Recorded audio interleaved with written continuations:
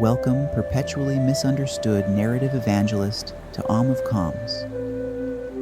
Today we address that special form of communicator suffering, explaining storytelling to people who think it means reading fairy tales to executives. Let us find peace amid the blank stares and suspicious squints. Few professional challenges rival watching someone's eyes glaze over as you try to explain that storytelling is neither fiction nor corporate witchcraft. This meditation offers refuge for those who've heard, "Just give me the facts and skip the context," one too many times, and fantasized about responding with an interpretive dance titled, "Why Humans Don't Connect with Raw Data." Find a comfortable position, releasing the tension in your shoulders accumulated from countless attempts to explain narrative structure to people who think a story arc is something Noah built. Gently close your eyes, shielding them from the next confused expression that makes you question your career choices. Begin by noticing your breath. Unlike your attempts to explain storytelling, it flows without requiring 3 supporting case studies. Inhale deeply, drawing in patience, and hold for just a moment.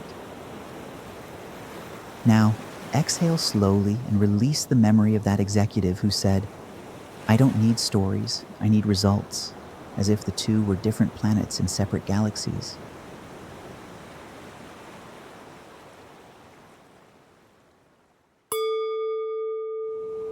With your next inhale, breathe in acceptance.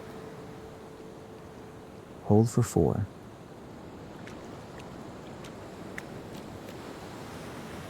Exhale for 6 as you dismiss the urge to reply with, "Actually, your quarterly report is a story, just a boring one."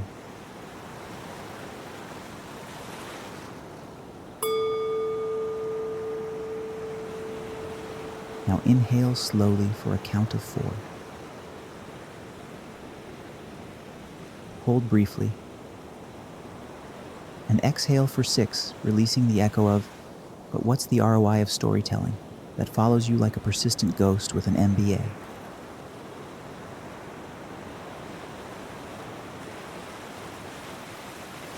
For our final guided breath, synchronize with the rhythm of successful explanation. Breathe in for 3 counts, gathering your examples. Hold for 1 count. And exhale for 5, imagining your wisdom flowing into receptive minds. Feel this breath creating the patience you'll need when someone inevitably asks if storytelling is just a fancy word for marketing. Now, tune in to the rhythm of your breath. Fast or slow, shallow or deep, each breath tells its own story. Pay attention to the beginning, middle, and end of every cycle. Notice the journey of every inhalation, the release of every exhalation.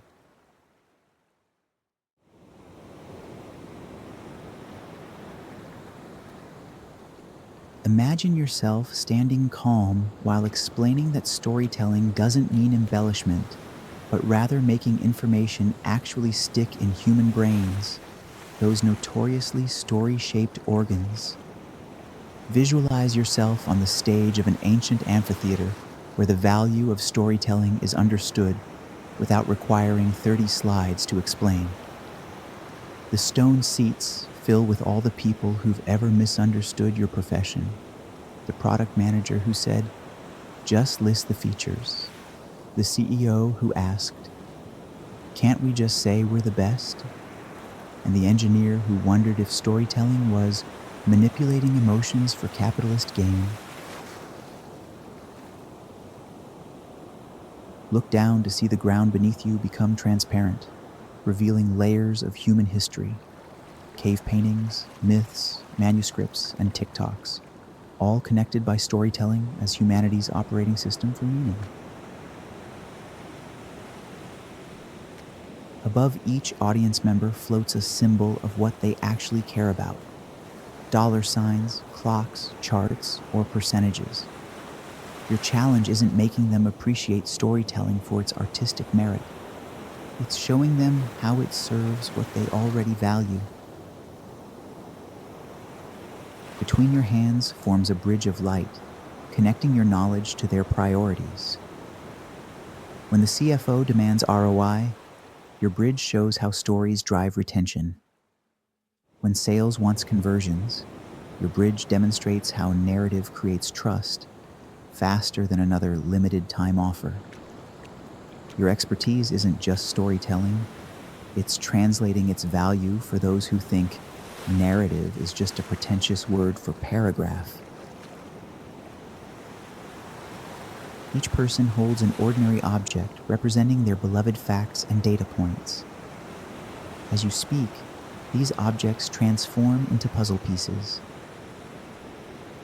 Watch their expressions shift from skepticism to the dawning recognition that isolated facts without context are as useful as Lego pieces without assembly instructions. Feel the ripple of understanding, the beginning of comprehension, that storytelling isn't decoration, but the architecture that makes information meaningful.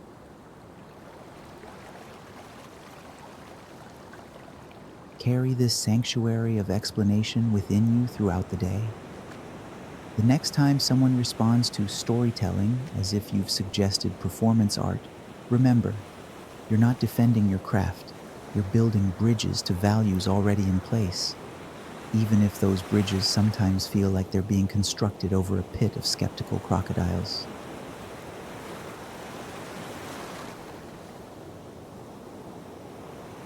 Now, repeat these truths silently or with an internal eye roll. I am not just a storyteller, but a translator for those who think narrative is a French luxury brand.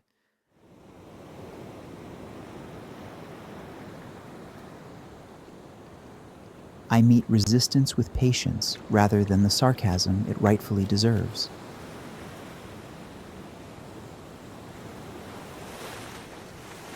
I recognize that explaining storytelling is itself storytelling, a meta challenge worthy of my skills.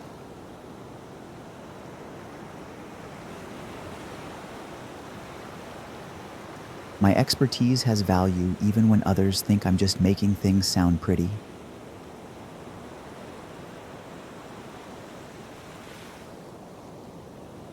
Begin to bring your awareness back to your surroundings. Feel your body connecting with reality more successfully than your last attempt to explain narrative tension.